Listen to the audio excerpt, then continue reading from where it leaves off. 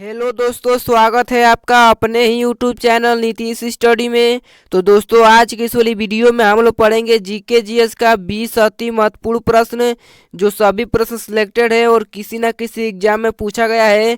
तो इसीलिए आपको वीडियो को शुरू से लेकर अंत तक एक बार जरूर देखना है।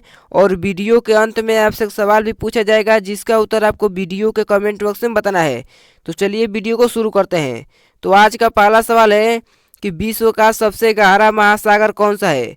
विश्व का सबसे गहरा महासागर कौन सा है? तो आपका हो जाएगा कि प्रशांत महासागर। ठीक है, प्रशांत महासागर विश्व का सबसे गहरा महासागर है। तो पहला सवाल का बिल्कुल सही जवाब हो जाएगा ऑप्शन नंबर सी। चलिए दोस्तों, अगला सवाल देखते हैं। अगला सवाल आता है कि भारत का प्रथम वर्षराय कौन था। भारत का प्रथम वर्षराय कौन था? तो आपको याद रखना है कि लॉर्ड कैनिंग। ठीक है, लॉर्ड कैनिंग दोस्तों भारत का प्रथम वर्षराय था। तो दूसरा सवाल का सही जवाब हो जाएगा ऑप्शन नंबर ए। चलिए दोस्तों, अगला सवाल देखते हैं। अगला सवाल आता है कि योग दर्शन के संस्थापक कौन थे। योग दर्शन के संस्थापक कौन थे? तो आपको याद रखना है कि पतंजलि। ठीक है, पतंजलि दोस्तों योग दर्शन के संस्थापक थे। तो तीसरा सवाल का सही जवाब हो जाएगा ऑप्शन नंबर डी। चलिए अगला सवाल देखते हैं। दोस्तों, अगर आपको किसी भी सवाल का उत्तर पहले से आता होगा तो वीडियो के कमेंट बॉक्स में जरूर बताइएगा। तो अगला सवाल है कि उत्तरी बिहार में कौन एक गणतंत्र राज्य था। उत्तरी बिहार में कौन एक गणतंत्र राज्य था? तो आपको याद रखना है कि वज्जी। ठीक है, वज्जी दोस्तों एक गणतंत्र राज्य था। तो चौथा सवाल का सही जवाब हो जाएगा ऑप्शन नंबर डी। चलिए दोस्तों, अगला सवाल देखते हैं। अगला सवाल आता है कि भारत के राष्ट्रीय गीत के लेखक कौन थे।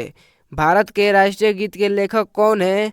तो आपको याद रखना है कि भारत के राष्ट्रीय गीत के लेखक बंकिम चंद्र चटर्जी है। ठीक है, बंकिम चंद्र चटर्जी भारत के राष्ट्रीय गीत के लेखक हैं। तो पांचवा सवाल का सही जवाब हो जाएगा ऑप्शन नंबर ए। चलिए दोस्तों, अगला सवाल देखते हैं। अगला सवाल आता है कि भारत के राष्ट्रीय गान के लेखक कौन है।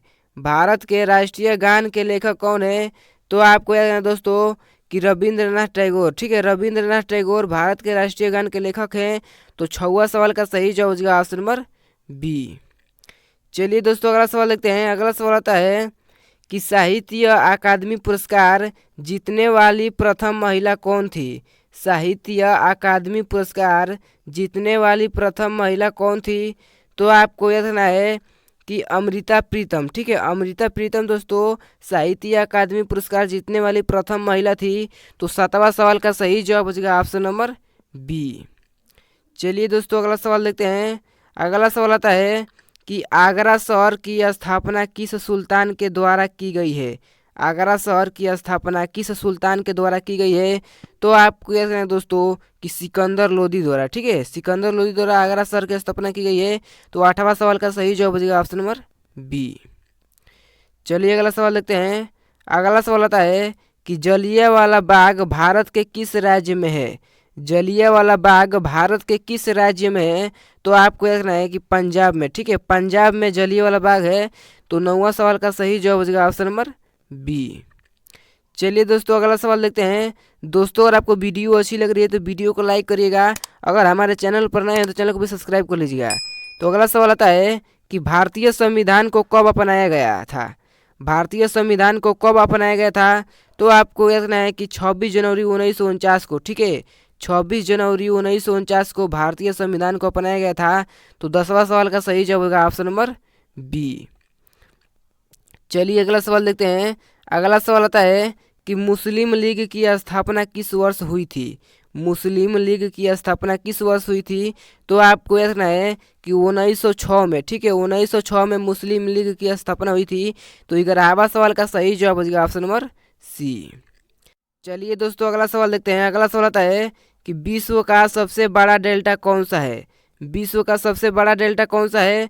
तो आपको याद रखना है कि सुंदरबन डेल्टा। ठीक है, सुंदरबन डेल्टा विश्व का सबसे बड़ा डेल्टा है। तो 12वां सवाल का सही जवाब हो जाएगा ऑप्शन नंबर डी।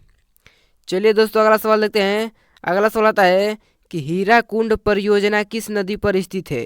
हीराकुंड परियोजना किस नदी पर स्थित है? तो आपको याद रखना है कि महानदी पर। ठीक है, महानदी पर हीराकुंड परियोजना स्थित है। तो 13वां सवाल का सही जवाब हो जाएगा ऑप्शन नंबर डी। दोस्तों अगर आपको अभी तक वीडियो को लाइक नहीं किया तो कृपया करके वीडियो को लाइक कर दीजिएगा। और सभी प्रश्न सिलेक्टेड है, इसीलिए आपको वीडियो को शुरू से लेकर अंत तक एक बार जरूर देखना है।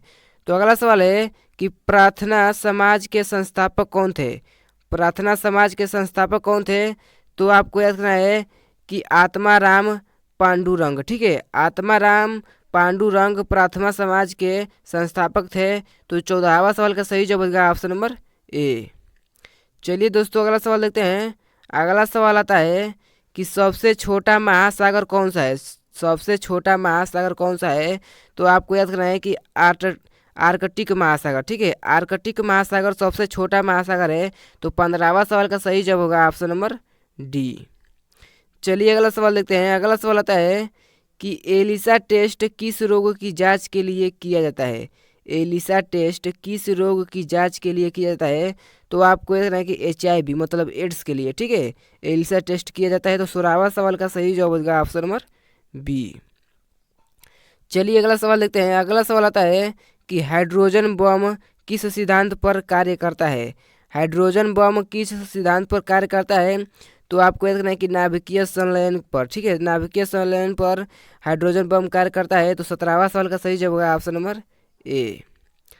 चलिए दोस्तों अगला सवाल देखते हैं। अगला सवाल आता है कि सोडियम का परमाणु क्रमांक कितना होता है। सोडियम का परमाणु क्रमांक कितना होता है?